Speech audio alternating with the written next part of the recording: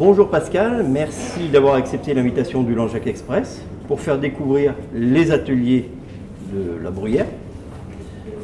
Je vais te laisser te présenter et ta fonction au sein de cette entreprise. Bien sûr, tu vas être notre guide pendant tous ces épisodes, puisqu'il y en aura plusieurs.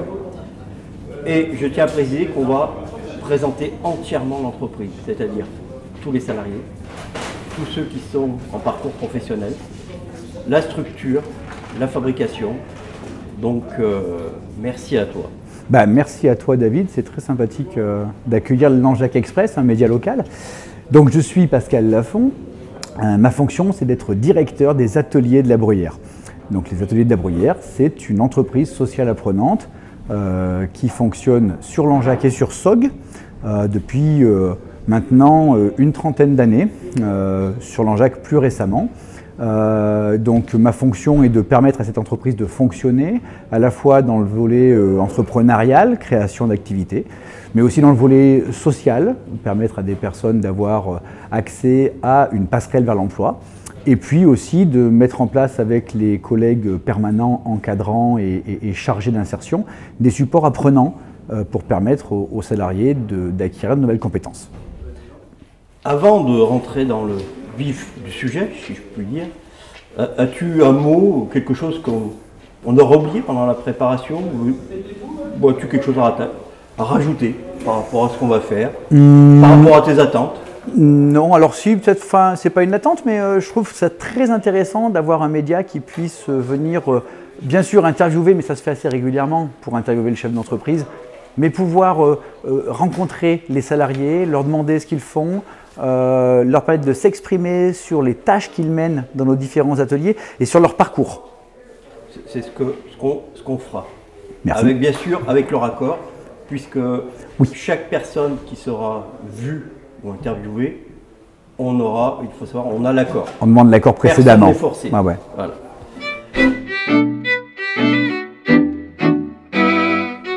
Nous sommes sur l'ancien site des jardins des Estrées. Oui, c'est ça. Voilà. Et aujourd'hui, c'est les ateliers de la Bruyère. Pour beaucoup de personnes aussi, les ateliers de la Bruyère, c'est à SOG. Peux-tu nous expliquer tout le parcours? Pourquoi aujourd'hui on est à Langeac et pourquoi les Soguins sont devenus Langeadois? Ça fait poser pas mal de questions, c'est vrai. Donc, pour revenir à l'histoire assez simple, le Jardin des Estrées était la structure d'insertion par l'activité économique présent sur le Langeadois depuis le début des années 2000. Et malheureusement, ils ont été en difficulté financière, le modèle ne fonctionnait pas, ils ont disparu. Et en 2016, on nous a appelés. Alors, le Jardin des Estrées nous avait appelés avant, on les a aidés, accompagnés, on a essayé de les soutenir pour ne pas disparaître. Malheureusement, on n'a pas réussi. Et puis ensuite, on a été contacté par les élus à l'époque, le maire, madame le maire, monsieur le président à l'époque de la communauté de communes du Langeadois et le président à l'époque du CECOM, qui est maintenant président de la com des réduits hôteliers, pour dire il ne faut pas qu'on perde cet outil de retour à l'emploi. Il y avait quand même pas mal de salariés qui allaient se retrouver sans rien. Donc c'est comme ça que les ateliers de la Bruyère à SOG sont descendus à Langeac pour faire du maraîchage. Alors on avait déjà fait du maraîchage dans les années 2000 à SOG, donc ça nous paraissait naturel. Et puis on est spécialisé dans la remise en situation de travail pour des personnes en difficulté, avec des développements économiques, donc ça nous paraissait être un beau challenge. On a pris ce qu'il y avait à l'époque, le terrain, on a acheté aux enchères le matériel, on a passé des conventions avec les propriétaires. Et puis on a été jusqu'à investir dans ces nouveaux locaux dernièrement pour pouvoir avoir un outil professionnel. On est resté sur le maraîchage biologique, puis on y a rajouté les services espaces verts et démolition. On y a rajouté aussi la légumerie pour transformer les légumes que l'on produit en légumes prêts à la consommation, en légumes transformés de type soupe ou tartinade comme vous pouvez le voir derrière moi, et puis en légumes juste lavés et tranchés pour les cantines scolaires ou pour les restaurations marchandes de Langeac.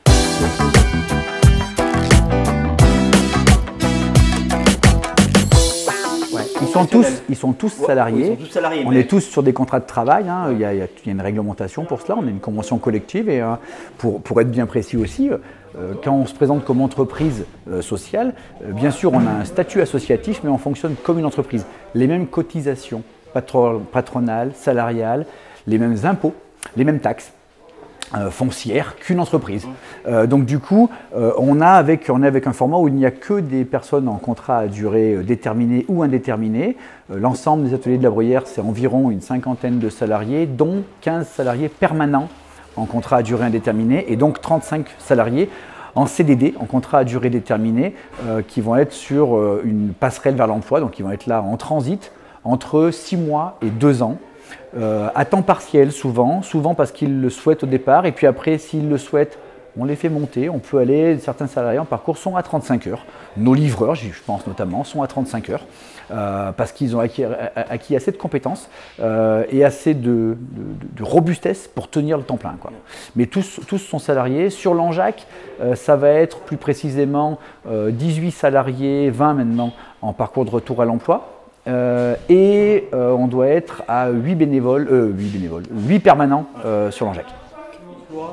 Ça fait longtemps qu'ils n'ont plus d'emploi, et c'est vraiment un parcours professionnel pour les remettre dans le monde du travail et dans la vie sociale.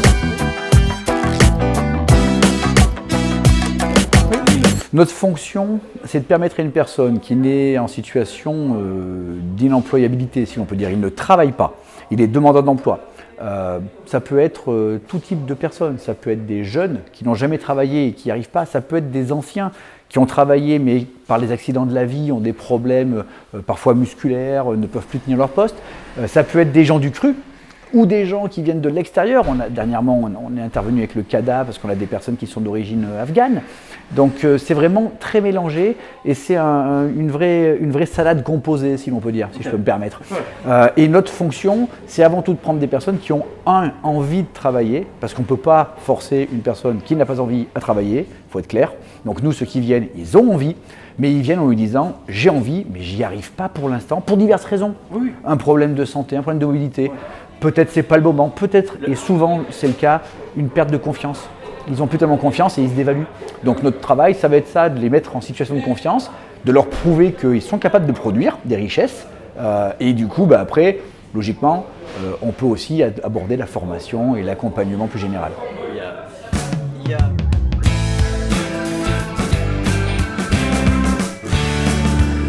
On s'est vu pour préparer un peu, quand même. Oui. On est un peu professionnel. On a un peu bossé. On a un peu bossé. Moi, j'ai remarqué, c'est l'ancrage local, l'ancrage au territoire, et surtout les choix que vous, la direction, vous avez pris par rapport à certaines propositions. Et je pense que c'est important d'en parler, parce qu'aujourd'hui, on est plutôt dans des entreprises, avec les propositions que vous avez eues, on aurait signé les 2 mains, avec 2 mains, 4 mains, à 6 personnes, ils auraient signé les contrats qu'on nous a proposés, et vous avez choisi de rester local, de garder l'emploi local et de se développer en local. C'est une fonction principale. Moi, quand j'ai été recruté il y a plus de 20 ans maintenant par une équipe de bénévoles qui avait le territoire chevillé au corps, je pense notamment à Bruno Despales, à André Gibert, à Bernadette Gibert, sans qui on ne serait pas là, la mission qu'ils m'ont confiée, c'est de se dire on va travailler en local et permettre de se spécialiser pour aider les gens du territoire.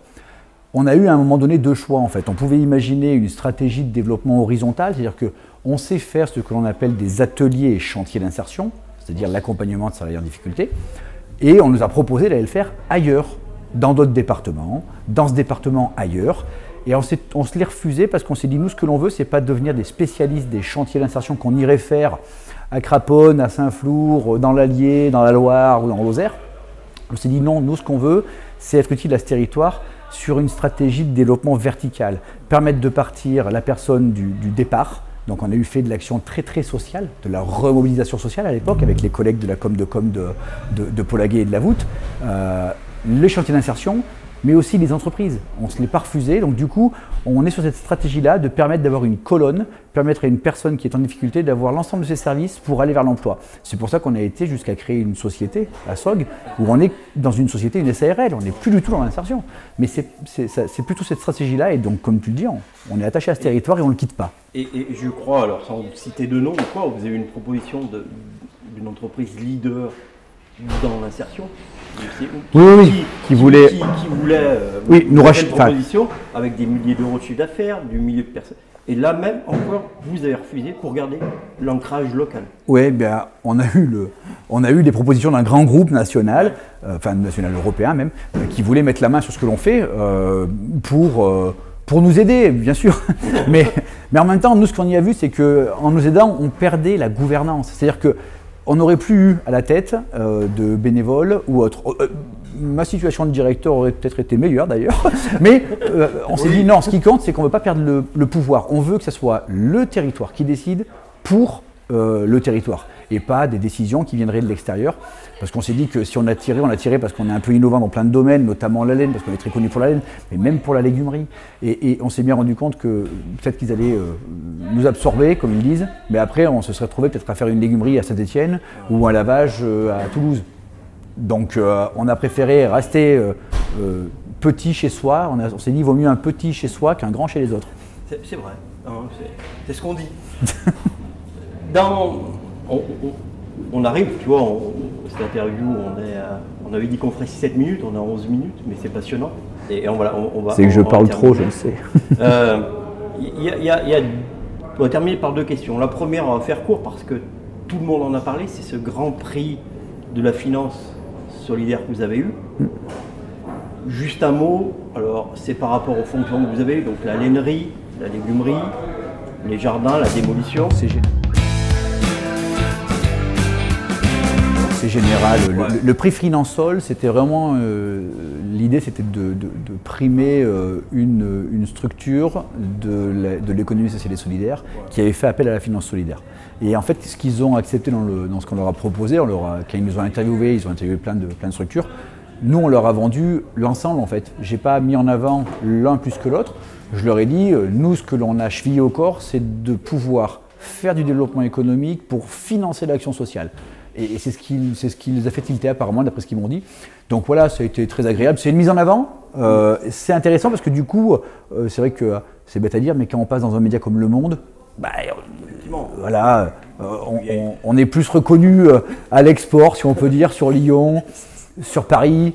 Voilà, c'était bien. Mais c'était aussi intéressant, même pour les équipes, de descendre avec un prix et de leur dire, j'en ai eu des remerciements souvent de l'État ou autres, disant bravo, félicitations. J'ai pu transmettre ça aux permanents pour leur dire, voyez, vous ne vous battez pas pour rien. Ouais. Et c'était surtout ça qui était agréable. Oui, et puis bon, ça récompense aussi cet ancrage. C'est vraiment. Ça rassure aussi si on se dit parfois qu'on ne fait pas ça pour des clopinettes, quoi, et qu'on se bat pour un truc qui est intéressant. Les remerciements, les SMS qu'on a pu recevoir, c'était super touchant aussi.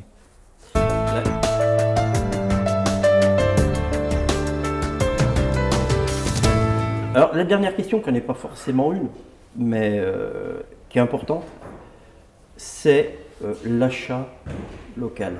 C'est-à-dire que tout ceci, tout cet ancrage, et j'insiste, tout cet ancrage local, cet ancrage au territoire, elle tient aussi à toute cette légumerie que vous avez mis en place, qui a été inaugurée au mois de... il n'y a pas longtemps. Oui, cet été-là. Cet été. Et je crois que les fêtes de Noël arrivent, donc on peut passer un message. On va passer un message que... Alors, produits bio. Oui. Produits local. Aussi. Ici, on est jardin, donc il faut qu'on parle de nos légumes, de nos produits transformés.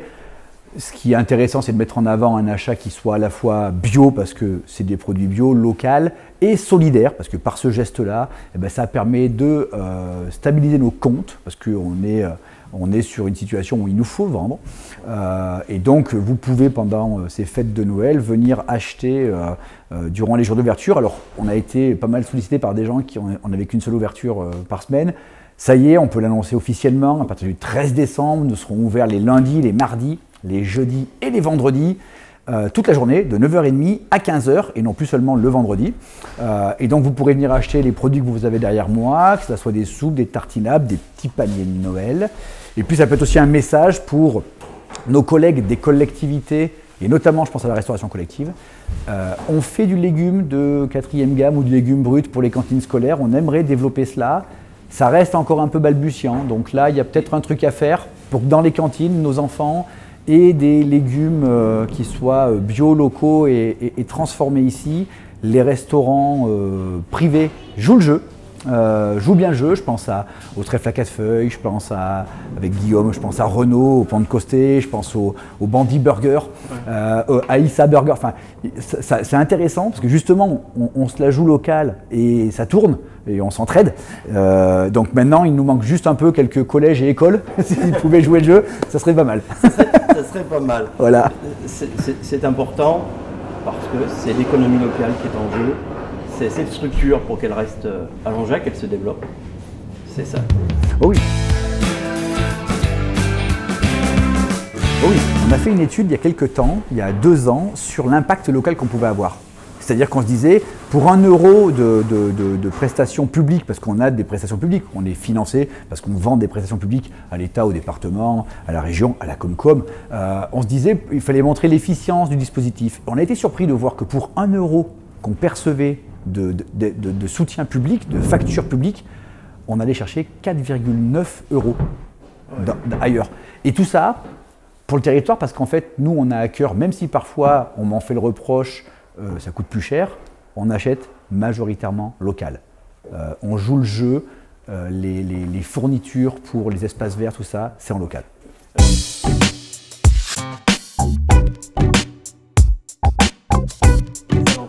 C'était du local, c'était du Langeac et du SOG, parce qu'on a eu du mal, certains corps de métier à les trouver à Langeac, mais les legs, c'est Jean-Michel Chopy, c'est Greg Lafont qui a fait la plomberie, voilà, enfin, on est resté en local pour tout ce que l'on fait, et on est attaché toujours à faire ça, et en même temps, au début ça a été un choix, mais rapidement ça a été même une raison, parce qu'on s'est rendu compte qu'il renvoyait l'ascenseur. Le placo, c'est Charlie Vigourou. On a pu tisser des liens et du coup on s'est retrouvé à travailler avec lui sur notre chantier.